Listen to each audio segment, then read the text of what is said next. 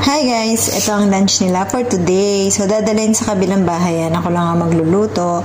Yan, na-marinate na yan. Chicken breast, long cutting. Tapos itong mga capsicum na iba-ibang kulay. Siyempre, onion. And then, the last is coriander chop. Ayan. So, ito na yung aking paglulutuan. So, meron pa akong 5 minutes para mag-start.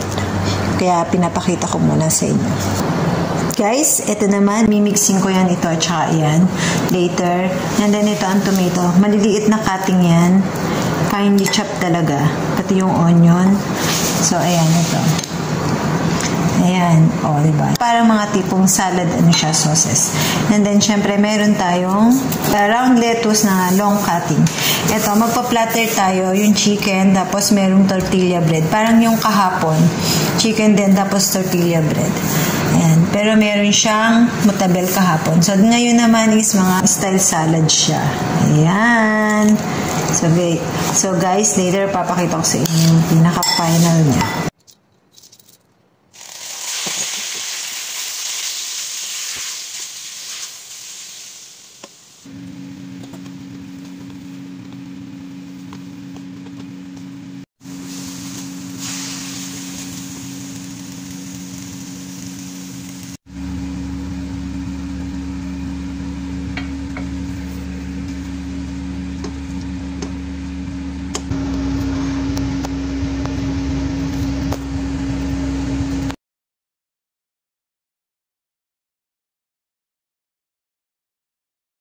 So, nakaganyan yan kasi doon na yan ipa-platter sa kabilang bahay.